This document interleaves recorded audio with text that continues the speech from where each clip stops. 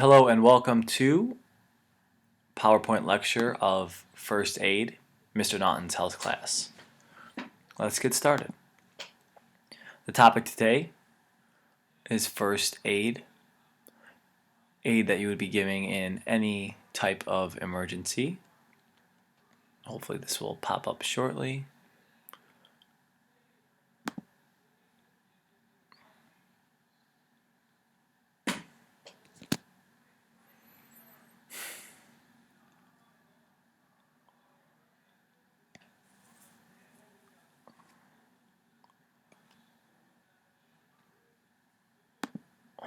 Okay, back on track. Little technical difficulties, but we are good to go.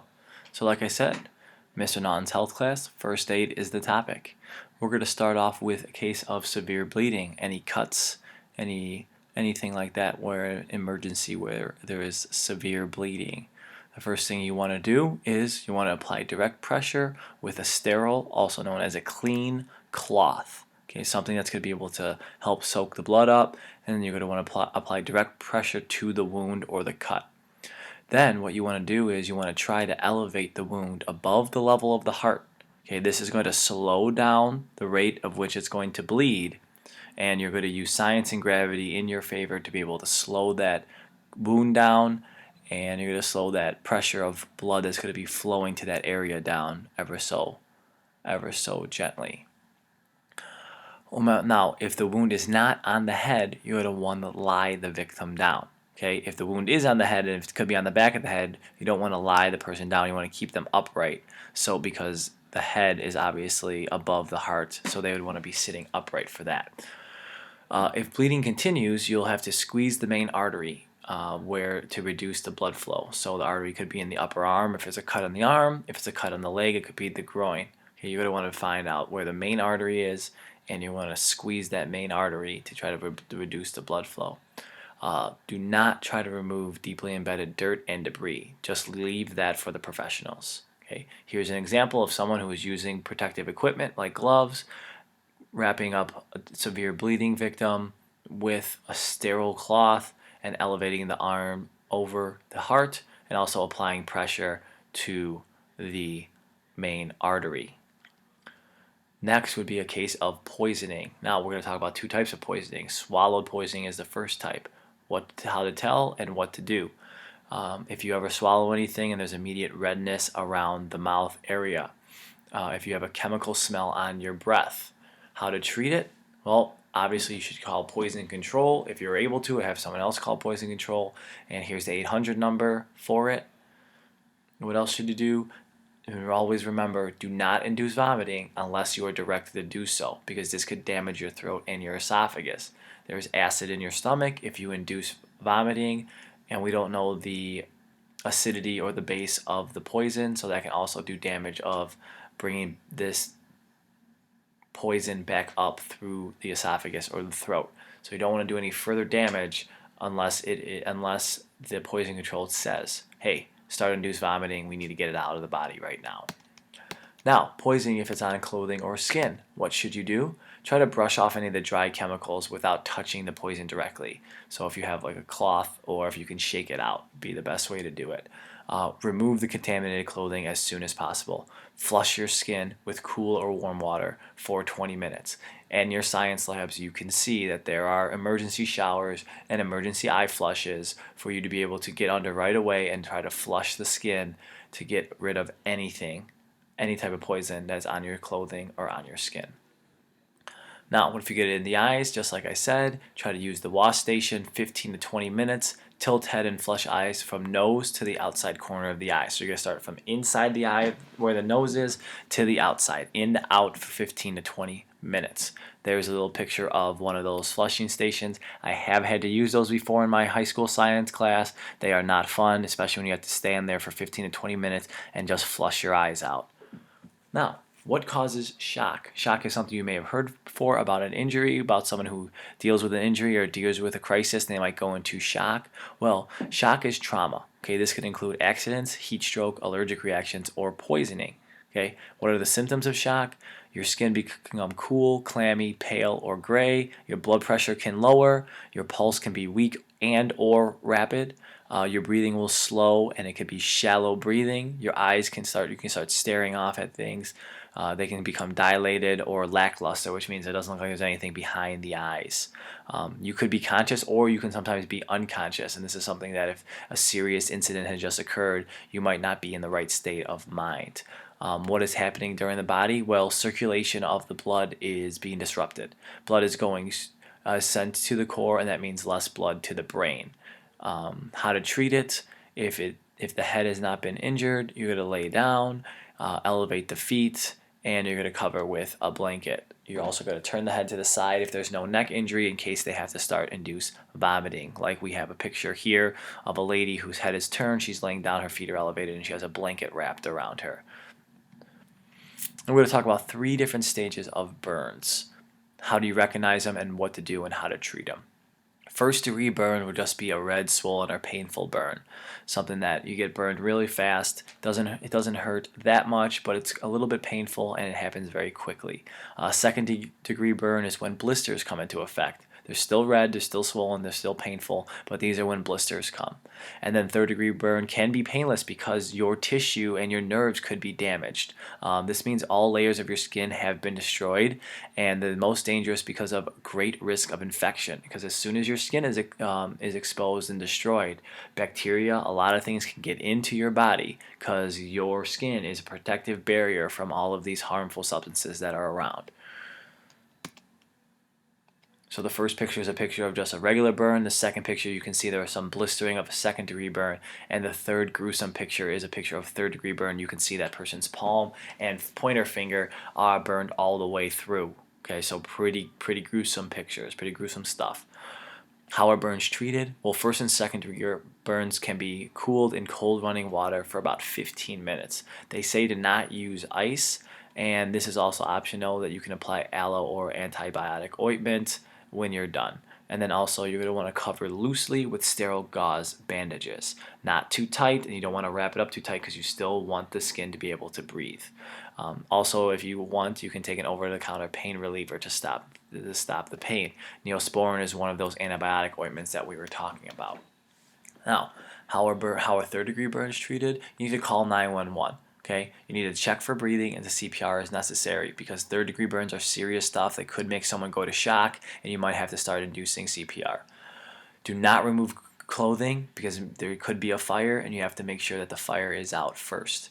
Cover this immediately with loose, moist, sterile cloth. Do not place underwater because skin can become more loose and actually start ripping off because of the pressure of the water. Okay, I'm going to stay on this for a while because third degree burns need to be treated by a medical professional, and they need to be treated as soon as possible. This could be an incident of a fire or a major burn or a major accident. Fractures, also known as broken bones. What are the signs? Well, if the limb is deformed, your limbs, as you can see, are pretty much straight as they are, and if there's ever a crookedness to them or a misshapen, that could be a potential for a fracture, even if the bone isn't sticking out anywhere in particular. If the area becomes red or blue in color, you could potentially have a fracture. If it starts swelling, there could be potential for a fracture. Obviously, pain is a major factor. And how do you treat a fracture? Well, obviously, you're going to call 911 or take yourself to a doctor or to a hospital. Try to stop any bleeding if there is along with the fracture. Try to immobilize the area. Okay, if 911 is not available, you may have to make your own splint. You may have to use something to make sure that you cannot move the area that is broken. Okay, this is an example of a fracture. As you can see, the bone is actually fractured off, broken off from its original part. Okay, and you can see this little depression right here in the person's wrist, in the person's forearm. You can tell that that is a broken forearm. Hypothermia. What is hypothermia? It's when a person cannot keep their normal body temperature. Okay, what are the signs? It's when your temperature reaches below 95 degrees. Okay, 98.6 is the magic number, so 95 is not too far off. So when you're in hypothermia, you're getting extremely cold. Your body temperature is getting colder as it goes. Your skin become pale. You can start having slurred speech. You can start getting really tired. How do you treat it? You need to bring yourself to a warm area. Remove any wet clothes if you have them on, and dress into dry clothes. Do not give alcohol no matter what. Alcohol will bring your body temperature down as well. Do not use direct heat. Okay, don't You cannot put direct heat on the area because then you can potentially burn yourself, or you can potentially harm yourself with getting too cold and again getting too hot. Your body cannot take those rapid changes. Okay. So just a picture of someone dealing with hypothermia. Obviously it's a cartoon and it's using an ice cube. So hypothermia, you got to remember, body is too cold. Also, that can come with hypothermia is frostbite, and this is when your skin or your body tissue actually begins to freeze. Okay, these are most often associated with your hands, feet, nose, and ears. Basically, the most exposed things to the elements when it's extremely cold. What are the signs? Well, when your skin starts becoming cold and it starts turning gray. How to treat it? You have to warm gently. You might have to put your hands or something under your arms. You can even warm it up with cool water, not warm water, because it will burn. Do not rub. You're supposed to just avoid going back outside or going into the elements, and just make sure that you get them warm any way you can. This is an example of major frostbite on this person's fingers. Again, a picture that not too pretty to look at, but you need to know when your fingers are turning gray and getting cold, you need to do something to get them warm again. And here's another picture of a toe that had frostbite. As you can see, the discoloration and also a blister from the cold. Now, during the summer months, and we're talking about heat exhaustion, what are the symptoms? Well, you can feel faint, and you actually can faint. You can feel nauseous and actually throw up. You have a rapid pulse, and your blood pressure lowers as well. Your skin becomes hot, it can turn red, and it can be moist from sweating. How to treat it? Move to the shade, lie down, and get your feet up. Cool yourself with damp sheets and a fan. Make sure you drink lots of cool water, and a half a cup in every 15 minutes is recommended. Okay, you don't have to necessarily chug water. You should just be getting sips of cool water to try to bring your body temperature back to normal. Here's a picture of getting fluids, having the person lie down. You can see the cold compresses around the neck, around the midsection, and they're also using a fan and elevating their feet. Now, heat stroke is a step up above heat exhaustion. So heat stroke is similar, but it's more serious. Your skin becomes dry. That means that you can no longer sweat. That means the moisture in your body is almost completely removed. Your body temperature is over 104 degrees Fahrenheit, and we remember 98.6 degrees is that magic number. So how to treat this? Well, you're going to have to call 911. Move or get moved to the shade, lie down, and elevate feet. Obviously, the same things about heat exhaustion.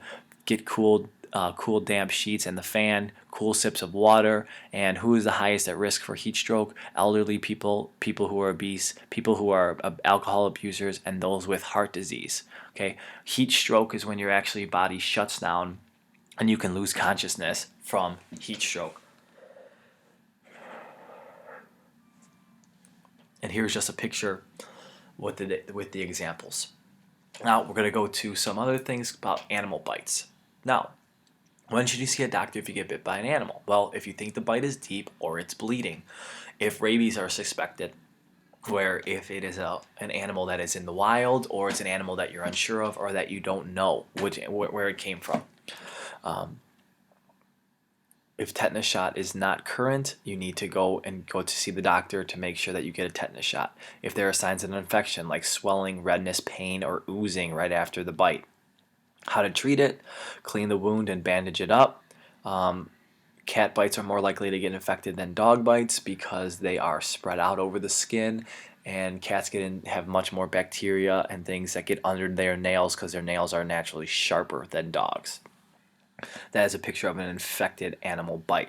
So make sure, even if your cat or your dog bites you or gets their claws on you, make sure that you look at it and treat it necessary way.